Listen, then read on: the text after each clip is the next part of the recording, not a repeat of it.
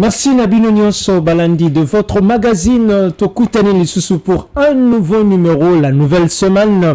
Vous nous aviez manqué presque une semaine Tokutanité parce que nous étions en mission de service avec Monamboka et les Antamboué parce que Mosa Nde et Benga Kibiso. On se retrouve pour ce numéro spécial, une nouvelle semaine avec un choc. Un choc, pourquoi? Parce que Tokosola Makambo Matali, la République démocratique du Congo. Quelle chance donnez-vous ou donnons-nous à l'Angola qui est maintenant là en train de faire le suivi pour l'opérationnalisation. Il y a processus, il y a cessez-le-feu. Oezala qui signé depuis le 14 octobre 2025 na sortie médiatique na bango. Les évêques topé pasteur, il y a l'Isanga des églises de réveil. Makamo Balobi, Ezali, Libanda, to Bazali na Molongo. Est-ce que Yangonde Mosala de l'église face Topé na Katia Eta Sika Tolo Banini, la guerre est bel et bien lancée entre les églises de réveil et la Senko et cesser ou bien tout s'attendre à une renégociation, bien une redéfinition de carte. Tel est le Satur. Yamatoko sola mokolo moalelo tikatenabi sabino bozali ebele bokolanda biso à travers la capitale Kinshasa, particulièrement dans la commune de Bumbu, tope sibino bambote bozali libanda ya capitale Kinshasa, bozali na province, bozali na Okatanga, bozali na Goma, bozali na Masisi, Ituri, Bozali, na Maniema, partout, Topesipe Binombote, Bozali, Pena Diaspora. En ce moment, vous êtes en train de nous suivre, ne zappez pas, merci pour la observation et puis critique Boko Sala na Mosala Oyo Tozali, ko Sala Malembe pour na contribuer na essor il y a République démocratique du Congo. Pour ce numéro spécial, d'abord, je m'en vais toper, je voudrais vous passer en revue quelques principaux sujets d'actualité. Conférence de Munich, Monamboka, le prix Nobel Denis Mukwege attribue la crise congolaise a une mauvaise gouvernance et plaide pour un dialogue national. Kinshasa, le gouvernement provincial annonce la prise en charge de personnes délogées de Pakajuma. Vous le savez très bien, autant que moi d'ailleurs, le site de Pakajuma, Bato Bazali Lissousouté, le gouvernement provincial a vu ma mesure et en ce moment où nous parlons, et Sengelite Koebate, prise en charge de toutes ces personnes selon le gouvernement Ezali assuré. Finances publiques, la RDC franchit une étape décisive avec la déconcentration de l'ordonnancement. Ça, c'est la plus grande réforme. Oh, Mwanamboka Doudou Famba a sali. Outre le vendredi, cette réforme avait été annoncée avec beaucoup de fracas, avec beaucoup d'enthousiasme, parce que c'est quelque chose qui vient de nouveau, qui vient davantage marquer le pas topé, marquer Mosala, Yamona Mboka Doudou Famba, na Katia gouvernement et la République démocratique du Congo. Enfin, aéroport de Njili, les autorités de la RVA attribuent la fermeture du salon VIP aux travaux de réhabilitation. Wanezali, quelques principaux sujets d'actualité. Mais ce matin, mesdames et messieurs, Baïbo Kolandabiso et Sengelite Boyeba, c'est un choc parce que Ezali 200 discordants, deux voix discordantes. Oyotoko Sololana Bango. Ici sur ces plateaux, à ma droite nous avons Monamboka Joseph et à ma droite nous avons Monamboka Joseph Njadio. Voilà. Qui n'est plus à présenter, un habitué invertébré d'ailleurs de cette émission. Tu as marqué déjà depuis Tobandi, Ane Asika, Maton Domingi Ponayo, pour ce numéro, le tout premier de la semaine. Merci beaucoup, Ndeko Gravis. Na kopesa bakongole mbote bisika nyonso bazali na kata ville province Kinshasa na pesi bandeko nanga ya Pakajuma lelo bazali victime na pesi bango mbote na kusenga ba victime et puis na kusenga docteur alors que tu senga qui a on a dit que ça discute mais permettez quand même je puisse na côté ça tellement question obengi bango ba victime mais Tolingi une chose et son contraire. Tant le Bumba, Daniel, le gouverneur à Salim Osala, on lui a pas cité applaudir. Moni balobi gouverneur se prévoir. Il fallait qu'il a prévoir déjà bafanda na comité ba déjà ya évacuer bango avant même pour nanga il fallait que ba évacuer bango même avant babuka parce qu'il fallait qu'on disposer ba mituka mais na yoki gouvernement à travers le ministre et puis ba ko lobaité bazui ba ko zo ba disposition donc ba bandi d'abord ko buka après ba ko zo ba disposition donc nyo swana ezalaka malamuté de konanga tika ite oyebi biso tozali ba to komika pona mokonza mboka awa na kopesa mutu moko akolanda biso na ndako mwana mboka lora batu mona bako benga ye les grands oyi parce que ndeko nanga oyebi tango biso to koloba mbato il faut ba servir tata mokonza mboka pour na ko matérialiser vision ya le peuple d'abord oyo kono Tshisekedi atikila biso bato lokola balora batumona bazali. Est-ce que la régie a un année moi photo moko à Laurent Batumona comme ça au côté de voilà balora batumona bazali bato yo bazala qui déjà voilà, il est là à côté ya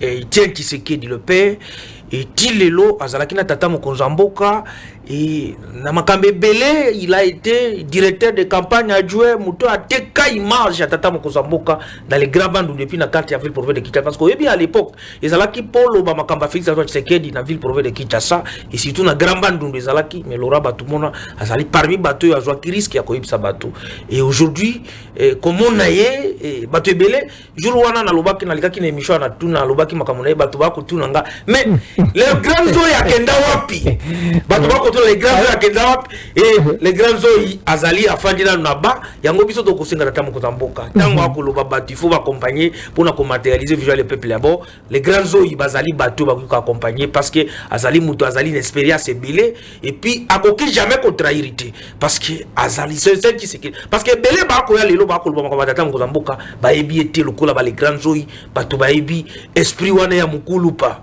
donc les peuples d'abord biso tokolinga un jour to moni peut-être na remaniement ba nommer mutulokola les grands oyi a rejoindre le gouvernement pour na kotunga tata mokonza mboka matérialiser vision na et puis tikaete na lombango ndeko nanga allez-y kolinga na encourager parce qu'il faut quoi encourager kabiluka malamu na ko encourager les combattants et muto a sali fierté ya bakinois muto a sali fierté ya ba journaliste et puis pour na biso bato autorité pour na basien régime mwana mboka Eliezer Tambwe na uti komona ye auti kozala na grabandundu to komona ba réalisation et puis loko moko na ko dénoncer ndeko nanga on doit prendre à être sérieux dans ce pays muto akosala musala akoki jamais kozala victime ya ba poison rwandais parce que na landaki na vidéo moko ye moko akoloba ete bato bakoloba ete bato ya ye na bango bazali bombondo te c'est comme si y a un groupe ya ba pessimiste bakolinga biloko wana ki continuer batika biloko wana ezali malamu te nous sommes très d'accord yango mona ka tango to bagete tata mokonza mboka soki na gouvernement ya madame Chiji Soumina de soka kotsaki bato bazalaki belé soka zalaki na 5 personnes lokola mwana mboka Eliezer Tambwe j'espère que le peuple d'abord lingi comme réalité parce que tala lelo eloko asali a vu courage parce que on ko comme ma place ya komi wana il faut uzala mutu parce que aussi otake baninga le bazala ba kolia ba shama ba mususu ba na ba nyango na ba deuxième maman ba sou maman Eliezer azali na terrain et puis muto azali patriote ndeye wana yango nako pesa imboti nako yebisa a continuer na musala na yala ndabilu ko ba poison rwandais parce que bato yo bakolo babongo za bato balingi tata mokonza mboka te et ce sont des pessimistes et eloko asali wa les ali mala parce que okomona na mutu ba omoni depuis mabilo ka mobonde bandi ndeko nanga tala mutu alobi atiki awa baninga le bakotambola ba hôtel du fleuve banini mais ye alobi ete il faut akomati na terrain mona et eloko wana sali ekotikalaka à jamais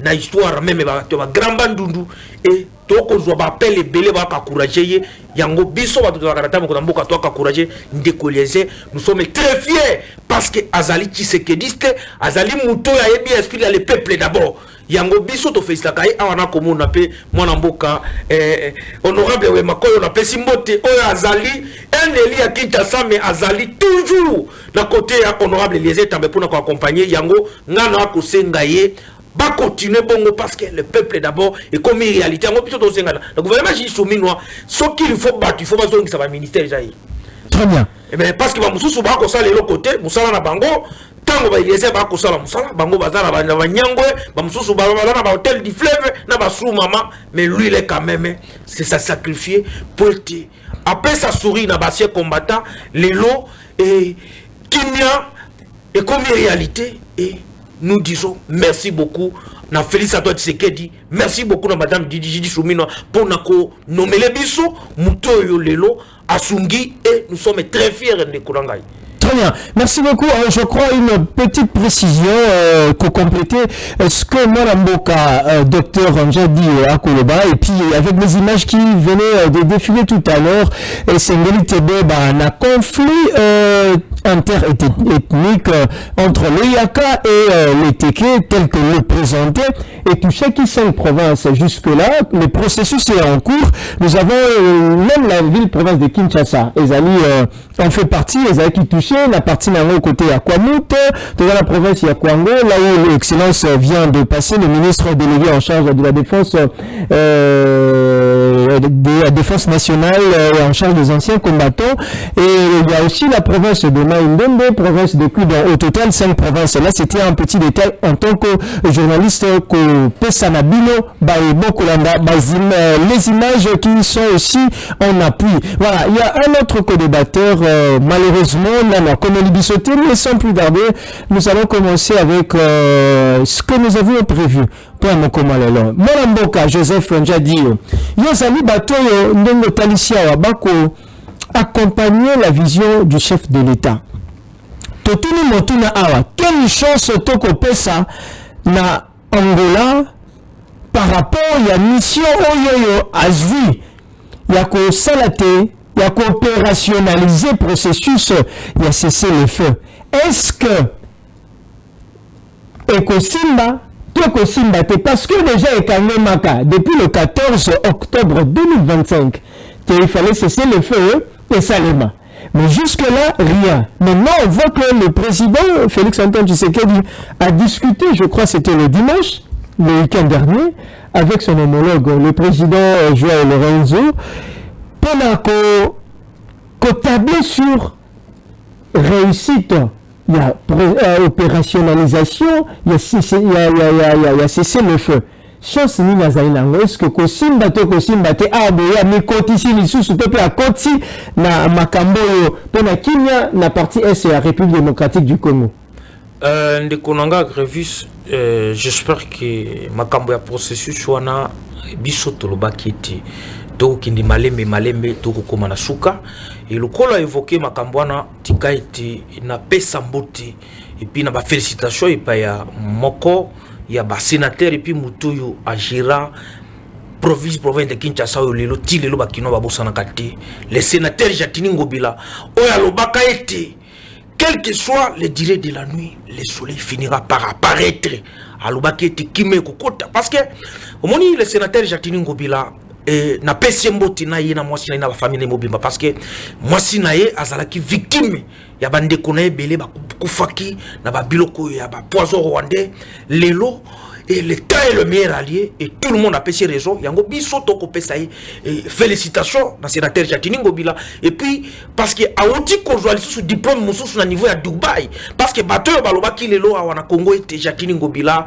ezali clientélisme ezali ni lelo na Afrique leadership et puis la réalisation de Jatini Ngobila déjà reconnu et il a été couronné lelo baoti kopesa ses diplômes mususu na Dubaï yango nous sommes en train de féliciter mwana mboka Jatini Ngobila yango biso tolobaka na ba onyo so ba ko diriger na mboka ba ete mukolo nini oyo yo kolunga la place aux gens au salaire au moins une année parce que ça fait au moins plus d'une année Jatini Ngobila longo na tête de ville pour de Kinshasa mais a ko zwa diplôme et belé en Afrique de ville pour de Kinshasa et a vu yango na Dubaï a vu yango na Europe donc Jatini Ngobila aujourd'hui a commis leader mondial suite la gestion na ye yango biso donc féliciter donc féliciter bien na ndiko sur ACP ba ko accompagner wana izalaki na pas partir parce que nous sommes par rapport à ma bloc autour parce que faut une parenthèse s'il te plaît docteur tu veux tirer au breton il faut une parenthèse tu vas pas nous te côté motuna parce que le bien Jantini Ngobila Mbaka l'ancien gouverneur de la ville-province de Kinshasa wana makambo le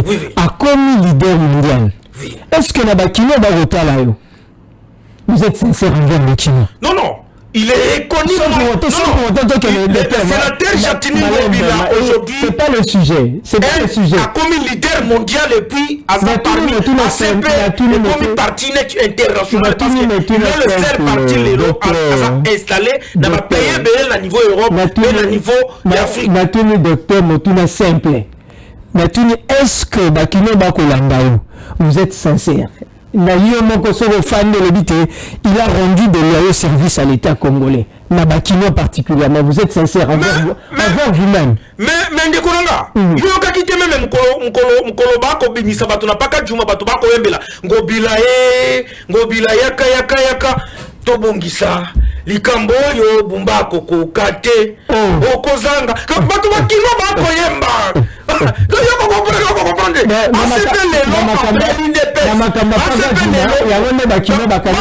c'est-à-dire quoi à tout moment s'il y a des difficultés à quitter ça bakino bako kansaka Jatini Ngobila pona nini oka bakino balobaka nini ande kimbuta ni bato noso les seules personnes ya tika na mitwa bakino et to éviter que les jours mutako ya pas déjà bilo pona ça pas lungula na mitwa ba congolais comme les sénateurs Jatini Ngobila aujourd'hui ce qui nous Zamboka na pembe na azalaki na bato ko Jatini Ngobila 5 na ba de collégiens mais le peuple d'abord est comme réalité parce que ça est sujeté au côté qui na kansa une dernière question pour que tous ceux qui savent je vais présenter rapidement votre co-débatteur mais la toute question il y a très simple est-ce que vous êtes sincère envers vous-même dans le la Jatini Ngobila je n'ai rien à voir contre la personne du sénateur. Mais na tuni sou motuna, ceux qui bateau ba kolanda biso, bazali ba vendeur, il y a grand marché.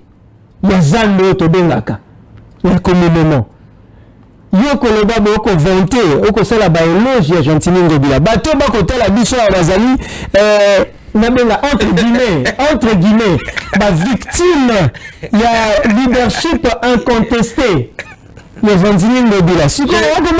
J'espère décographiste. Ngai mutuna ko ebisa ona zalaki mutu ali boso na kendaki na zando.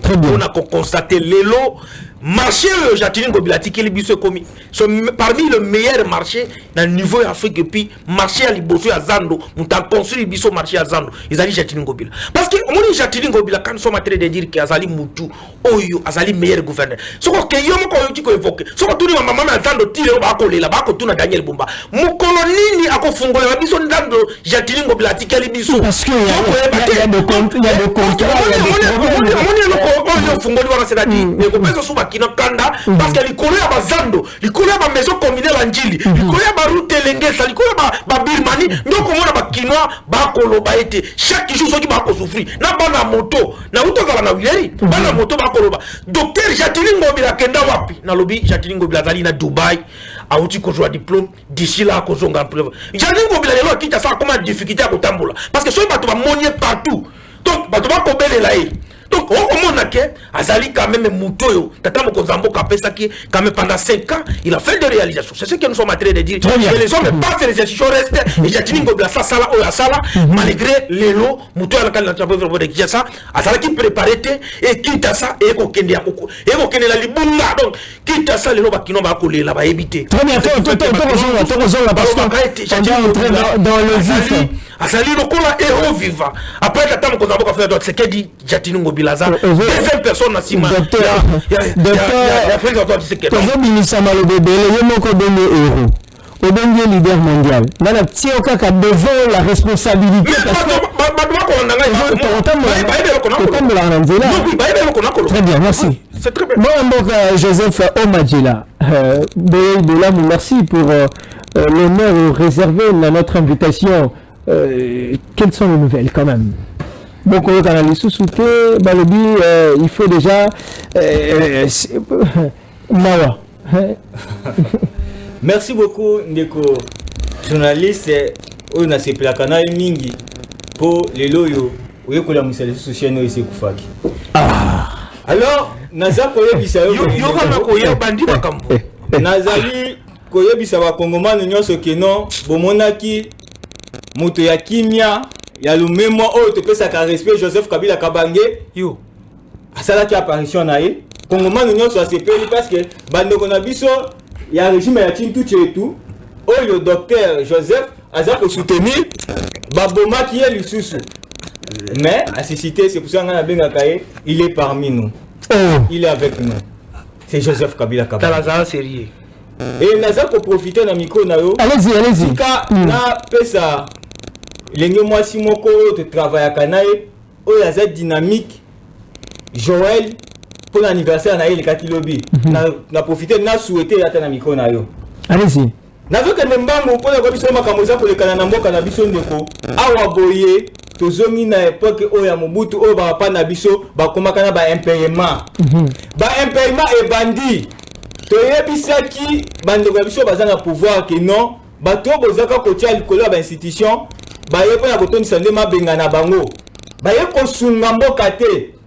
Toyebisa président de la République Félix Tshisekedi que non ndeko na biso Doudou Famba ayepo na koboma mboka bato batiaki tembe lelo yo tokomi kodefa mbongo tokoma kodefa mbongo ba opérateur économique na biso pona kofuta bato basala misala l'état o bazobenga baje à l'état mbongo ya janvier ya mois janvier mbongo ezalaki lisusu na caisse te bazalaki au dollar ekiti toyebisi bango bosali erreur eloko bosali parce que Godé Mpoi tozosala publicité na été quand même moto amaye alobaki bandeko na biso docteur Joseph Otozanaye aloba tozaka na etanoike quelque part aloba au moins 1000 dollars na biso sois calme les lois na zo bisayo tozana difficulté to bité moi ya faut vivre ba futa bato ndeni tozo yebate yango toza ko yebisa ndeko Félix président de la République que il faut atteindre bato ya kotia ba place eza mutu nyonso teke azo ko kosa la place wana tala de lo place ba mimboka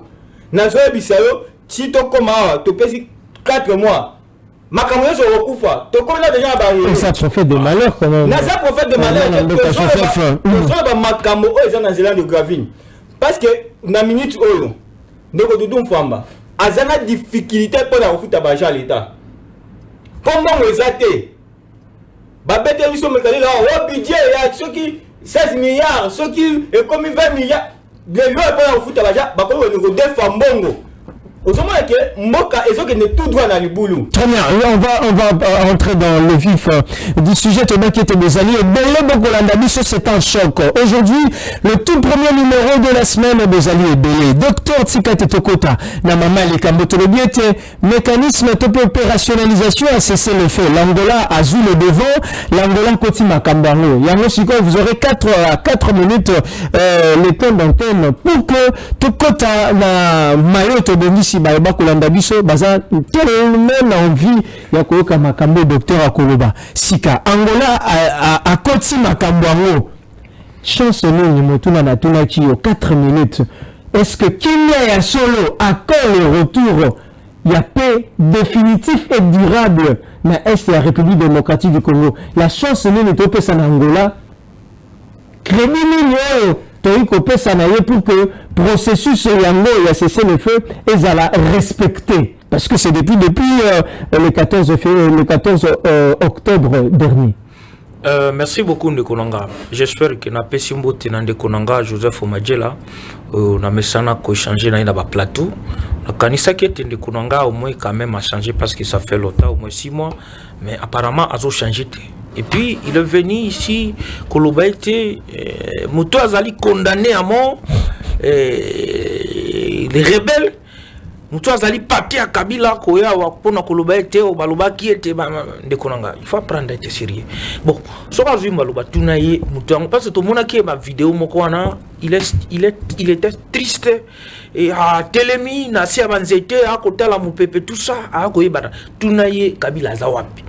Photo wana oyo soki vidéo wana ya kolobana azawap faut prendre d'être sérieux de konanga mutu wana zali complice na bateau ba kokufa na banana Goma.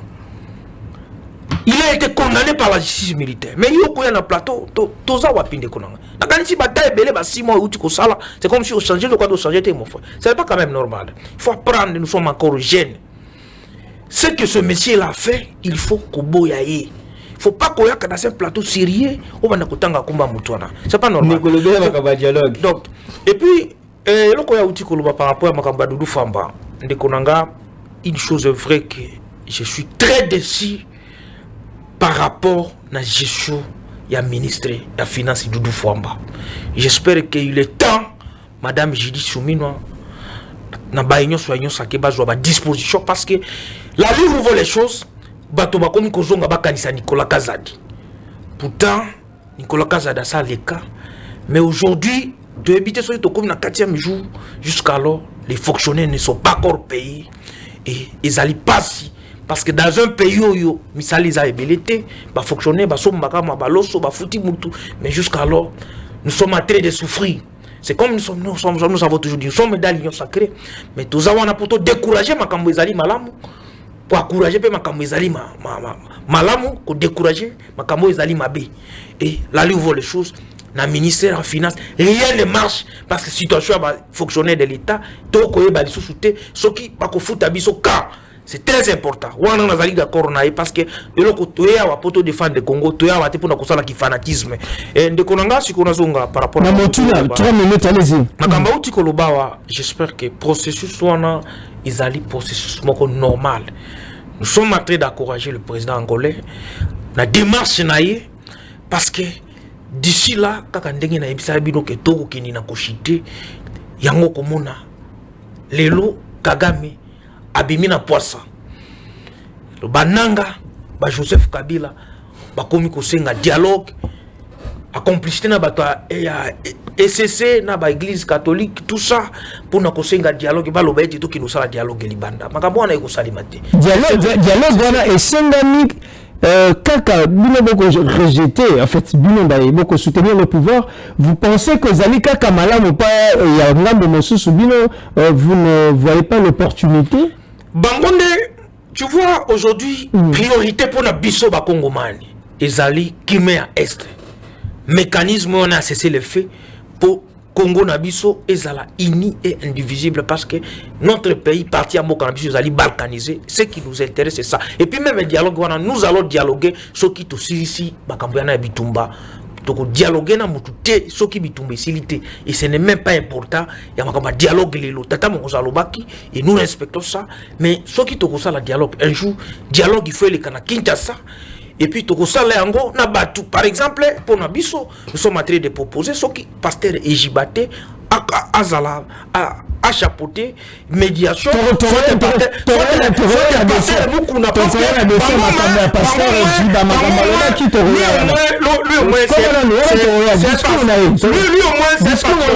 Deuxième question, par rapport à Makambo. Nous sommes en train de croire dans le processus où il y a cessé le fait. Et quel que soit le délai de la nuit de Tolobaki, le soleil finira par apparaître. Donc, il y a un souk de Kolonga Grafis, donc ça, sous 2 ou 3 mois, ça, tu vivre dans bande de Konabiso, Yagoma, Yaba Este, Mo Kanabiso Ezala, Yango. Nous sommes en train d'encourager Tata Mokozamboka Fédération Tchèque, la diplomatie naïe, parce qu'il a tapé là où il fallait, parce que quand on va demander au Lobaki, hier, à renégocier, jamais n'a pas tête, Batobane Bango, Bane Kolobaki, non, au Monibi, non, Boko Kwa Banin, mais Lelo, Boyoki, parce que Ndekonanga, Joseph Omadjela na partagé dans le plateau belé ayebisa biso wa que non makambo ko le kana Esther ezali mauvaise gestion ya Chilombo pour na bango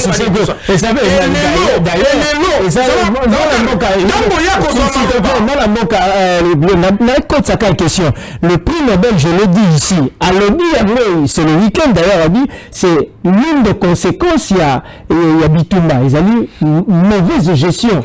Il a dit ouvertement Denis Mukwege ngana kroya kana ba parole a été mais Nicolas le gars de télévision maboko les lobas zoni c'est lui mauvaise gestion à partager pour vivre en quelque sorte même à tête à c'est quelqu'un oyo ayaka na discours contre Denis ya loko a kotisi na poche na ye donc il faut pas ko croire na ba biloko wana donc lelo soki balobi keza bongo Kagame muto akotinda bango ye moka biso ti problème e kolekana este ezali non mauvaise gestion te e bani na Félix Antoine Tshisekedi eza makambo ya mabele na ye obiso tozwa nanga ye moko qui dit que nanga lobo makambo ya élection makambo fixé soit lobete lui il est en train de mener cette combat là parce que il faut traquer ba FDL parce qu'ils a menace pour Kagame donc nous même on peut comprendre que ils ont déjà changé leur comportement na ba dire na bango ba komi koloba makambo ya ba FDL ba tout ça c'est pour vous dire que les mensonges, discours déjà, Denis Mukwege, quel discours déjà, et sont évolué, nous avons déjà évolué. Kagama, Ebisi Biso, Makambouana, Ezali, Bani, na Fix, Makamba, mauvaise gestion. Oh, Bango, va créer Kanamitu, na Bango, na Ndege, na Bango, Soki, na Kindoki. Ezali, Yangote, Ndelelo, Kagame, Akosala, Bilokwana. Très bien, merci. Ezali, diplomatie, Gata Mokozamboka, accord à Washington, na Doha, Ndenge, président angolais, à côté na processus, wana, Potozwa Kimi Alibela, c'est ça qui nous sommes en train d'encourager. Moi, Joseph Omadjela, comment est-ce que votre co-débatteur, Kotalisa, il y a ça, il y a ça prophète de malheur, il y a le bien Kotalisa Bolamou ya Congo, Sika, l'implication, la présence, le suivi, il y a président angolais. En quelque sorte, ça vous arrange avec le il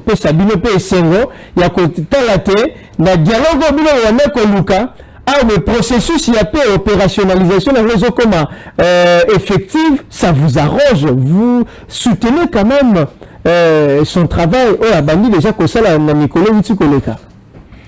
Neko. Merci beaucoup pour la question que vous posez.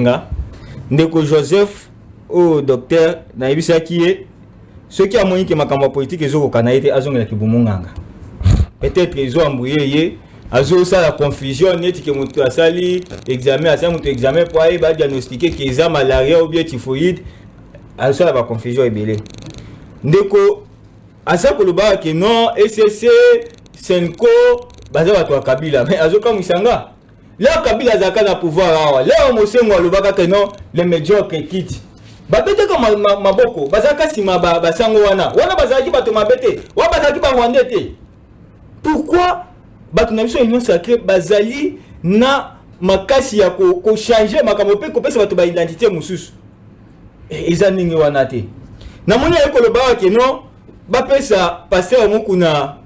Voilà ton comment. La deuxième question est allée sur le discours évêque. La deuxième étape. La processus la deuxième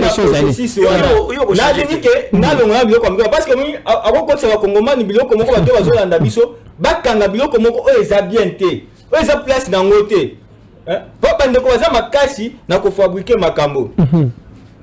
Est-ce que mutu akoki nani ko diriger moi église azanango communauté azanango eza même pas la moitié ya monde te na mamboka nyonso te ezaka na Congo awa mazo ko diriger te kaka na Kinshasa parce que ça to Congo mobimba te parce que so ke pa nangala sanku aseke zalaka te.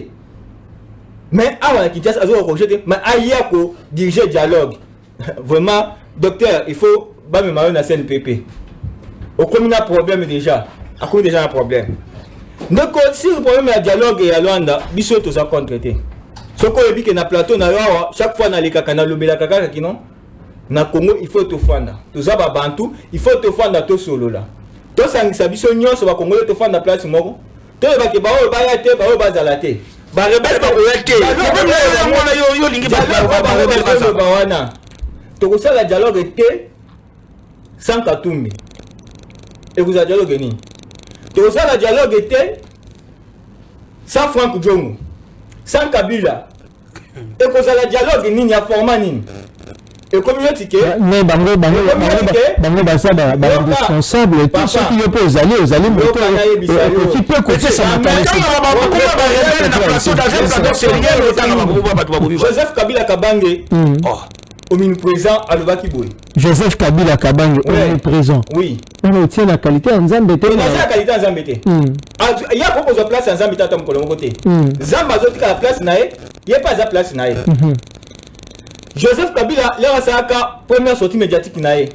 Aloba, na makamunyo zoto vivre na Congo. Et ça président Félix Tshisekedi.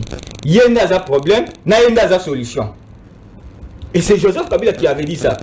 Alors, pendant makamunyo so Angola, biso toza ko senga na bato ndeko ba union sacrée, bazala quand même sérieux. Tozala ka na Angola. Tolunga Angola, toke Doha. Tolunga ki Doha. Donc, les sous pas Nyasimbe, c'est Nyasimbe. Si je me trompe pas. Na Togo. Na Togo. awa tozongi susu Angola quand même base à la série parce que ils ont déjà ligne rouge dernière ligne au batieli parce que on tali ba président africain nyonso ba sangani ba ki Angola ba fanisi président de la République Félix Tshisekedi pour na koyebisa que non il faut tout un dialogue États-Unis au bango bazoti la mutema vice-président ici on a lobby il faut tout un dialogue il faut bosser le dialogue inclusif bon pesa ba exilé politique nyonso ba passeport pour que non ba qu'il y ait des consultations nous sommes derrière ça mais à cette condition on ne peut pas être que tous les numéros qu'on a compté en ango mais comment que au moment que batangi obeminap on ne sait pas pourquoi là où il est on ne sait pas Shadari azana buloko ti lelo tozo la place azate Junior Kilanga azana buloko ti lelo tozo la place azate Kamizelo azana buloko pour na likambo moko boye ezali mutuna makolo alors tozo ko senga que non ba libérer ba azana buloko to kamatana awa to kende consultation to ça la dialogue en dehors de ce pays parce que mutuma ota woni makola na Kinshasa awa na niveau auto sali na ndeko Félix non mutuma ota akoni wa kutia vina danger ou bien danger parce que awa sécurité exacte. Et comment Martin Fayulu, j'ai une question, comment Martin Fayulu a ça là pour tenir malgré Yoko Talisa, comment Denis Sessa là ça là pour que Azala na Katia Kinshasa mais l'opposition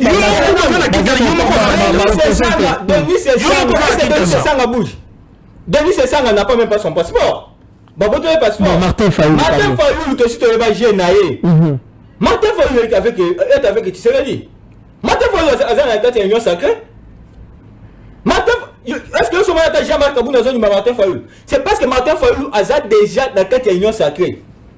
Martin Fayulu a ko yaka mbongo union sacrée butumoi. Martin Fayulu a ko yamanaka na président Tshisekedi. Nana yebi angote. Attends tout le monde n'mka ko bisa non, on parle plus de Martin Fayulu et Aza opposanté. C'est vous qui donnez aux gens le statut, il y a l'opposant. Ils sont au pesa ba statut mais tozo mona. Au moment que vous fonctionner déjà la majorité ils ont gouverné, directement tu n'es plus opposant. On ne dit pas que non, opposition il faut avoir un thé. Bako komona na bako kofanda, Félix c'est son frère, et son petit frère, bako kofanda ba sololi. Aza président Mboka. Attends Joseph Kabila, peut-être en dehors de la politique, on ne sait pas. Mais c'est que nous disons ici que bande ko ba dans la série parce que tu es dit que non avec union sacrée, ba respecter que l'autre à mon côté. Et on doit se retrouver devant que non. Président angolais, tout le bateau, non, c'est pas le président angolais le président angolais a dit que non, c'est pas la première fois qu'il va rouler. Parce que à toute fois, il y a un moment que Basengi, pas président de la République, a sa déclaration dans la chaîne en Mboka, alors que non, maintenant, médiation et zo en Angola. Pour que l'opposition va nous et puis après ça va un passeport à livrer un passeport pas exilé politique. Très bien, on passe à la deuxième petite question. Ezaki Totali Petoyoti, la sortie médiatique où il y a pasteur, il y a les églises de réveil. Ezaki à l'occasion il y a investiture il y a Mboka évêque Ejiba Tant Yoki que belé discours wana babi que c'est pas l'endroit approprié, c'est pas ça la mission de l'église. Mitami na poche déjà bandakala déjà toyebi, pourquoi encore le dire ouvertement ce discours et ça n'est pas polémique. Il y a un ce qu'on a dit tout la moto na docteur. Est-ce que vous comment était que danger ezali et pas ça na opinion l'église de réveil ezali pour Tshisekedi la Sénéco et les CC bazali contre. Au comment était que danger ezali lomi kuna ceux qui m'a béni. On peut aussi vous juger bino avec beaucoup soutenir Félix Antoine Tshisekedi. Vous avez manipulé l'église. Merci beaucoup de Konanga nayoki mutema pasi. Ce qui est pour un respect à les téléspectateurs na yomoko nalingaki na lungwa na plateau takende parce que c'est pratiquement normal avant na kota na sujet na yo il faut na sala recadrage pédagogique parce que ndeko nanga azana libunga omoni ndeko yo na yebi saka l'autre fois soki azalaki pembete so azalaki pembete azalaka mundo kolanga lenga bengendoki tala omoni ndeko langa yo ozo vivre na monde na yo moko soit yo zakaka anabiso awa na kita sepi na plateau. Mon frère, tu dois prendre à être sérieux dans la vie. Ce qui est na plateau oloba ba bloko oloba wana yo lobi awa makambo yake no to roulaki président angolais. Yo yebi modèle biso to lwana Angola ke mutu aboyaka ko ya na Angola salaki Kagame te. Yo zalaka wapi? Omoni communication yo mbate kona biso na ebite soki ba ko sala communication ndenge nini azalo kola robot communicant. Et na pekisa kai ko zalo kola robot communicant c'est-à-dire ba condition biloko na mutu soki ba lungo na yo na débat côté na des débats scientifiques à kokate. Donc ce monsieur ici c'est un robot communicant. Et ils ont ça la passe ils sont quittés na pesa kai conseil au téléphone azonga na radio azoyo kate. Mais il est en train de continuer mais azana ba cohérence na ba propos na yi na ko yebatende konanga. Alobiri suswa makambo ono ndenge toza boye il faut toke na dialogue et puis dialogue il faut tozala exclusivité mais akoloba makambo ya tata mokonza mboka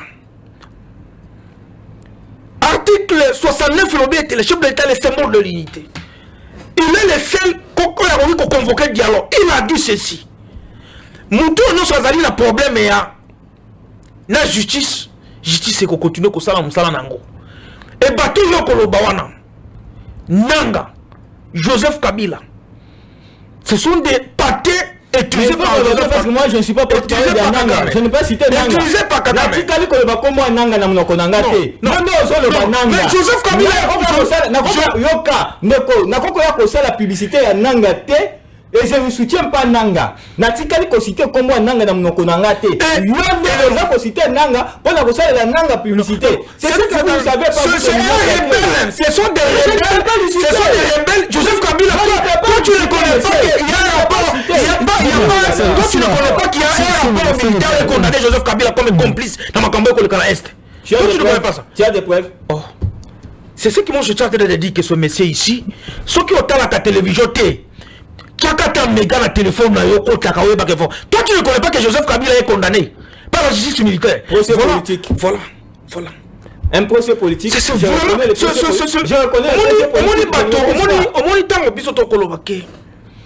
jeunesse est à venir à lobby.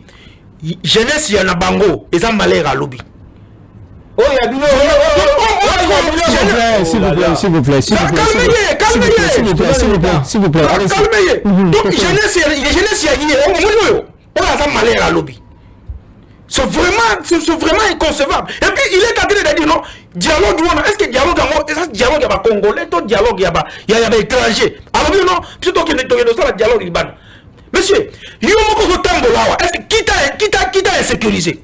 D'abord, preuve est que nous sommes en démocratie. Il y a la salle d'émission, combien de fois d'émission est-ce que vous trouvez que toi tu es ici à Kitassa, Martin Folo est à Kitassa, Denis Sangue à Kitassa. Bon, insécurité, si toi-même tu es aujourd'hui en sécurité, qu'est-ce que tu bateau Kolobana? Et il peut me donner aujourd'hui comment il y a exilé politique à Tamoko. Moïse Katoumi, c'est un expert à qui m'a fait coopérer. Et un coopérat qui n'a pas été comme ça dans la bloc, on soit comme côté comme Joseph Kabila, est-ce qu'il y a comme ça Joseph Kabila on peut citer cette Kikouni. C'est Kikouni qui est comme ça Bilamba, on a profité qu'il y a un on doit prendre des sérieux dans la vie. Nous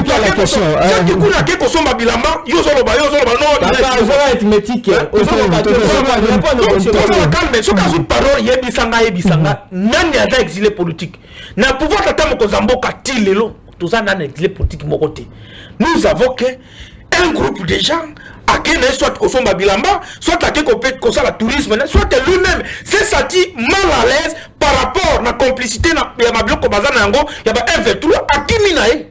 C'est tout. Et l'état de droit aujourd'hui est comme une réalité parce que preuve les animaux. Lui il est ici. Combien de fois il est en train de déraper? Donc, ce monsieur ici doit prendre à être sérieux. Et n'a pas conseil pas de konanga zonga ba émission à radio avant kota ba émission à boy parce que on ça l'effort pour relever le niveau na yoté c'est très important qu'on a l'avantage pour na yomoko parce qu'on a zonga par rapport à ma bloc yo utolo bawa Donc on manipule l'église, on sait la manipulation, on sait l'instrumentalisation. L'état des droits lelo est comme réalité. Et mutu na mutu a comme kosala makambo na ndenge zeli. Oyebi na mboka na biso tozalaki ne biloko mibale bandai kosangisa bato. Ezalaki football na église. Lelo église ya ECC na église catholique et kabola dia bato.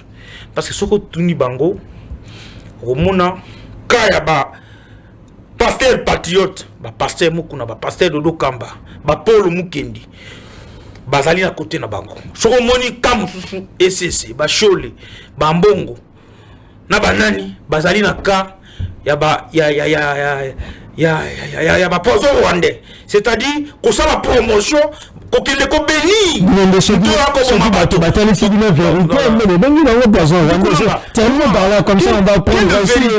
Olandi Shole na Top Congo, il a dit Yemoko. Batounie. Est-ce que Olanda qui makambo ya ministre des Affaires étrangères rwandais ou alobi makambo ya mabele alobi ezali makambo Facebook ya landa kangoti. Très bien, merci. Non, ça va calmer. Merci beaucoup. Bato bazali na crédibilité. Bakoki ko réunir ba Congolais ezali bazali misato.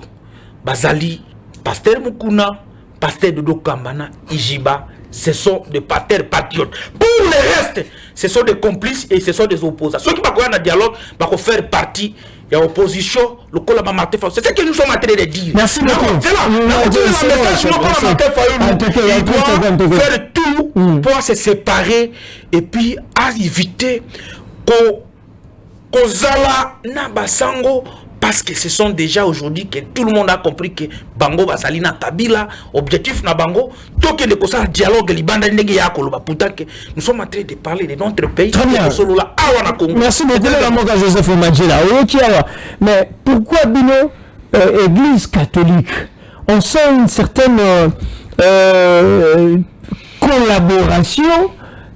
Vous, derrière tout ça, beaucoup de monde a dit que beaucoup rendre aussi un mauvais service à l'église, la SEMCO et les CC, parce que, donc, on voit même, je dis bien, comment on voit la main complicité. Non, ils sont ensemble.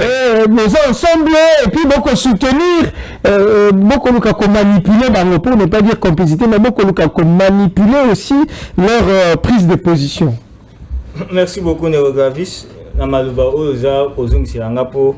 Tout là qui s'aba Congomane vérité oyo ki bato baza ko bombela bango mingi parce que ba papa na biso oyo ba fana na suka mboka oyo ba mususu ba yokaka munoko lopoto te surtout ça ça va ko limbola bango makambo oyo za ko salima na ekolo oyo za ya malamu te po ba yoka ba yeba eza te net makambo oyo docteur aza ko loba otunia mutuna mais akoki ko répondre yote akoti na biloko mususu ya pamba oyo eza tana nalika moko te koko yebisa ba Congomane ou bien codifier ba Congomane ou bien ko pesa bango assurance moko boye ke non lobi makambo ko bonga akoko ko koloba bango te nalingi na yebisa yelika moko nazongi na muke po na kota na likambo na yo nani alobi awa ke non ndenge balungwaka Angola ko ba kende doa parce que ba monaka biloko moko bien te bon ngana ya te pona kolobela Kagame. Parce que je ne soutiens pas Kagame. Je ne soutiendrai jamais Kagame.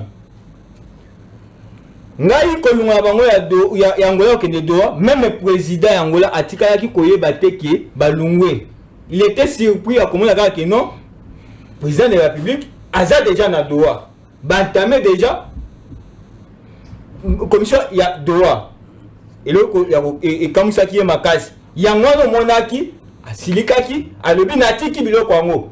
Na déposé na kosala ngo lisusu te mais awa eza ki ba président nyonso ya Afrique ba fandi habité papa toza na posa zongela zwa sangisa biso yango komona ka président ko betaka tour rebelle na Angola eza pona koluka likambo wana mais bato baza ko bebisa ka président ko pesa ka mail eza netu bandiko na biso ba Joseph parce que ozomona ke mutu azo ba makambo azo maîtriser ngo te na ebité soka te maki na sans été alors quand la makamwana ayema moko netandike abandi koloba yango toza ko yebisa bango kino bazonga na classe bafanda baya batangisa bango politique batangisa bango communication okoko la mukate na tongo parce que on a ôté na séance était lobby il dépasse viva obité na créer mouvement nanga patriotique moko boye au comité président ba moko leki bandi oloba non ndeko bafutaki mbongo ebele ya okotanga zongela kende sala kibomunganga na yo toza na posa na yo okozala mie na kotraite bato ba malaria ba fièvre ba typhoïde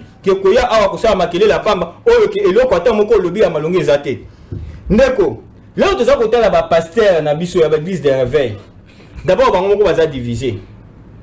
Je vous dis jusqu'aujourd'hui nana aza ko diriger egombana. Maintenant là les églises de réveil et quand même pas évêque aussi Bayamampia il a été investi comment alekaki la procès nini élection c'est l'élection c'est le matin là on a dit élection on a batoni badoni ka futa bazalaki est-ce que moi qui va passer à mususu bazalaki c'est pour vous dire que non bango moko d'abord à l'interne baso ko kate ko se organiser mais comment on peut organiser dialogue. Et là, ils ont quand vie à bateau. Non, quand Kenza, le patriarche quand Kenza, Azali n'a pas l'image, c'est le symbole aussi. Est-ce que bateau ils ont cité un bazar modèle? Nana boite bazar basali anzambe, nana oya bangote, nana tia ki bango mafuta ate pour ko basali anzambe, nazoko takunate. Est-ce que bango na mboka oyo? Bazali vraiment, au revoir ça va muto cité wana, ozu continuer ocheya, bafani place moko basololi. Bisanga so bakoko solola mutuana yebisanga bato au kamaneni aussi le problème entre les humains ils ont c'est pour vous dire que non bango moko na baza crédible té azo qui cité biso pasteur mukuna et les angane na tia qui est pasteur était en tant que monsieur Lanzam je ne peux pas demander la quoi juger était est-ce que pasteur mukuna est crédible? Moi, voici l'homme, pardon. Sur base de quoi vous allez remettre ma crédibilité? C'est vous qui faites des gens crédibles ou bien c'est l'opinion qui dit plutôt que c'est cette personne crédible ou comment? Gravine, on est en train de voir. On est en train de voir. Pourquoi que Gravine est crédible? Gravine c'est crédible. Exact que parce que nous sommes la magie ou bien quand on a ngangate, bakuta ya comportement na yo. Comment tu es tenté de comporter? Attends nous dans la chaîne awa. Vous voulez que ça crédible il y a un problème na mutu te boy na boy. Mais na yebisho zwa kaka micro na ona caméra kita na point awa, kita na kati abattoir. Chaka micro bote. Besoin d'un passer muku na to comme c'est boy. Okoloka ba témoignage. Mutu zuwa ko ba na osita na komo boy abandi mbango ko sakana te. Il y a un bateau, nani docteur a jamais la biche. Un bateau bazar crédible. Ils sont plus que congolais que qui avait donné à SCC et c'est un mandat. Il y a bango ko tourner le monde entier pour ko tourner partout où il y a des conflits pour battre sur le nabat. C'était qui? C'était pas président de la République Félix Tshisekedi Tshilombo. Ah, on appelle ça bango mandat on va kitaka na Goma, on va kendaga partout. Ba kitaka mandat nani? Parce que mutu nyoso kendaga na Goma, soko zonga il faut bakanga yo. Si le président, parce que avant la démarche, de Bangola, partout, on a commencé par le président de la République. Président de la République, je vous donne mon émission, vous pouvez partir. A foutre les bango habillés. Bakei basali musala wana nyonso basili ici. Bazongi balité, ta place malade eza, il faut tout ça la boy. Yebisanga nanu. Parmi ba pasteur bazo cité wana. Pasteur ni aza bonne relation na ba politicien nyonso. Lobi bango bazo lelo ko finga lobi ya pasteur mukuno bazo lo bawana bakicho pasteur mukuno zo fandela na ndako na ye izandi oyo mama mbongo Joseph Kabila oyo ya senga kaza na Congo mbongo ko bisa Kabila avait un salaire non faut makambo wana Kabila avait un salaire comme le président Félix aujourd'hui azana salaire soki Kabila yo mbongo libenga na ye eza mbongo Congo te parce que ndeko yezer aza ministre soki Kabila biso mbongo ya libengana ezamo mo akeko za gouvernement ezamo mo na e non so ko mona ndeko Joseph azako ba ko tia makele pamba passer amuko na ardu kwa repentance par rapport à ce qu'il avait fait. Très bien, merci. Yoka on va chuter mutu nyoso oyo asalaki mabe a se repentir était pas au senga bulembisi même devant Dieu tu n'es pas avec Dieu. Très bien, merci beaucoup, on va chuter pas de konanga Joseph qui est là on a contacté on a okaki azaki ko ba moi makambo moko ya bien eux c'est Pelisa Kinga yande ko Gentini Ngobila na koko ba ke ndeko Gentini Ngobila aza parmi bato oyo ndeko Félix akoko repêcher lisusu pour na pour l'avancement ya mboka oyo. Très bien, là c'était le message était passé. Tokomi la Souka, en tout cas, une dernière minute de dernière prise de parole. Maintenant la Sika. Quels sont les défis? Ceux qui te disent que tous ceux qui le dialogue, processus, il a cessé le fait tout ça, le président angolais s'est présenté. Abandi Kosenga, cahier de charge. Bino, kuna bozali na union sacrée, bozali ko soutenir tata mokonzi ekolo. Nino bozali ko ebisaye que na mosala on ndimi osala mise en œuvre opérationnalisation c'est le fait biso nangamo na biso a approcher bino. Ndenga ko solariser na tata mokonzi ekolo. Nino bozali ko ebisaye pour que na moto na ye alobake bato balingi ya solo kimia nini bolingi te pour na kimia au-delà de tout. Merci beaucoup Ndekonanga, mais avant na kota na sujet na yo, j'espère que pesinga musala makasi. Je suis dans un plateau na mutumoko, il fallait que pendant émission na radio maso comprendre, il faut na sala recadrage pédagogique les sous avant na kota na malobana. Moni Ndekonanga akoloba makambo ya sérieux, ya crédibilité. Lui-même n'est pas crédible. Nous sommes dans un pays où il y a un jeune qui n'est pas crédible à quoi attribuer par ton source que non pas crédibilité. Donc on comprend qu'il y a un problème déjà. Parce que Joseph Kabila n'est pas crédible, c'est rebelle. Mais nous nous connaissons quelqu'un qui ce pays, on a juste pays à diviser, à rassembler bateau. On va être crédible de mon frère. Est-ce que vous calmez? Oh là là. Allez-y. Ce monsieur n'est pas crédible. Monsieur, on n'a pas ce qu'on a dit. Aux officiers, ça n'a pas de là-dessus. Il y a un monde dans le bac et quand tu sais qu'il fallait avoir Koufa, à ce testament que non, bâtonnet tu vas encore qu'on a ta mounière. Très bien, merci. J'espère que il faut que discipline, messieurs. Non seulement vous allez crédible, mais vous n'êtes pas discipliné. Dans un plateau sérieux, mutazo loba yo loba qui on a qui kimia, mais ngalo zui maloba obani koloba. Messieurs, il faut apprendre d'être sérieux dans la vie. Joseph Kabila n'est pas sérieux, n'est pas crédible. Yo mo koza sérieux, tu as crédibilité. C'est très important. Et il faut que zonga radio de konanga tika ko sala ba émission ba ko tala yo ko sala soni ya famille na yo, ya mwasi na yo na ya bana na yo. Ce n'est pas important. Ce qui n'a pas de ça au de konanga ngala plateau. C'est très dangereux. C'est parce que c'est mal que les arrêts. Un monsieur qui n'est pas sérieux, on a commis ça quelqu'un qui est rebelle. Tu as des preuves. Mais Joseph Kabila a été condamné. Mon cher, il y a un téléphone Android. On a un c'est pas normal. Donc, il y a un plateau à informer que Joseph Kabila est condamné par la justice militaire pour complicité. Non, bah M23. Non, c'est. Je suis par là parce que tu as comme une astuka. Donc, au Pessinga, le passe. Je partageais un plateau. Il y a un niveau à débat makasi. Et je suis à chaque fois obligé, Nasongi la Kamakamba Koloba, pour anti-câble parce que les gens sont en train de suivre. Pour ne respecter pas les spectateurs. Par rapport à Makambo Yoto Koloba, Makambo Eldoa, nous, ce que nous pouvons dire dans le président angolais, et ça, Angola. Président angolais. Ils ont droité. S'il vous plaît. Donc, en 30 secondes, terminez.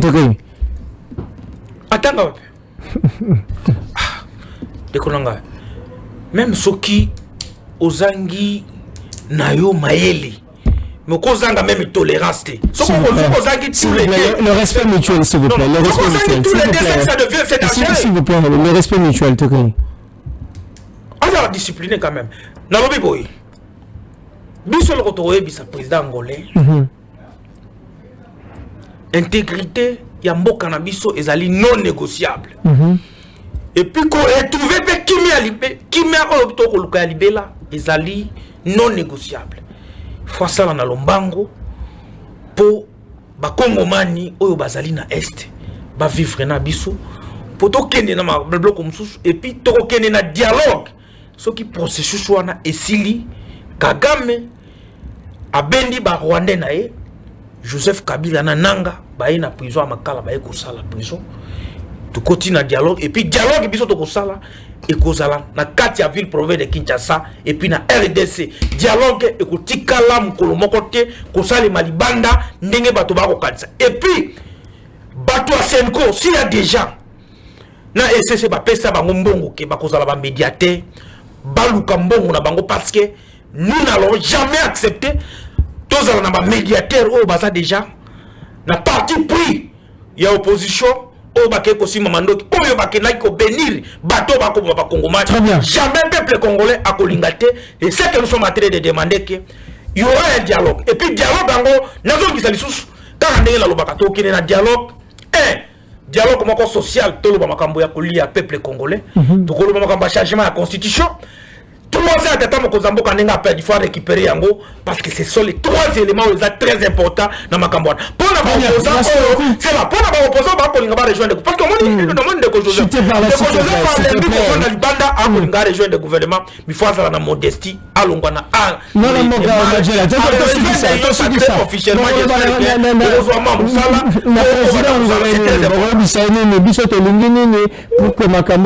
en tout cas, dans toute franchise, on était. Qu'est-ce que vous allez dire? Vous allez demander quoi? Comme cahier de charge, beaucoup même, mais c'est ceux qui approchaient Bino Boko, Bissaye, Bissotolingi, et puis pour telle raison, Salemate. Bon, Ndekonanga, journaliste, Tika, Onimakino, Naoki Ndeko Joseph, Ache Makele, les billets, mais pour rien dire. Pour Bakongomano, Asa, Obengi Mwana, qui a fait devant télévision, Asa, Koulande émission, qui a commis Nini, Ndeko Alobi, Mana akozanga na explication ko pesa yo. À part kotia makelele comme baza na facilité ya kofinga ya merci beaucoup. Alors 30 secondes. Naza koloba boye na 30 secondes nanga. Ndeko loba ke constitution na biso ba ko bongola ngote. Et vous en avez parce que bino moko professeur Mbata yemo konda ba ke tozana constitution le plus mieux du monde oyo yemo ko akomisa ngo. Toro peuple congolais au changer ngo. Alors peuple azana binoté parce que oyebi ngo bien kende bozana ata obimia ba ko bambo mabanga par rapport ya makamo mabe boza ko sala na mboka. Toza ko baboye oyo biso to ko senga ezake d'abord baba nanu ko toyer nanu ba opposant au bazali banda ba passeport o bazana kati awa ba pesa bango ba passeport ko bazwa mais ba tuna ki opposant ni ba ko le passeport bakende ko passer mais il faut prendre des sérieux mon cher nandeko na président ya Angola po ba nini ya ko solola o biso to ko senga ba président ya Angola ezaki non président to ko senga yo solo la na président de la République Félix Tshisekedi pour que non ndeko Tshisekedi akokasi su ko changer te akokasi su ko lunga Angola te ko kende ailleurs pour na que non ba kongomani na biso o tozanga bango na est baza ko kufa parce que biso na Kinshasa wa bato baza ko kufa na Joseph Kabila ba ko bango il faut être clair. Mais il y a encore de baki il faut être discipliné apparemment. Non, il faut être clair. Non.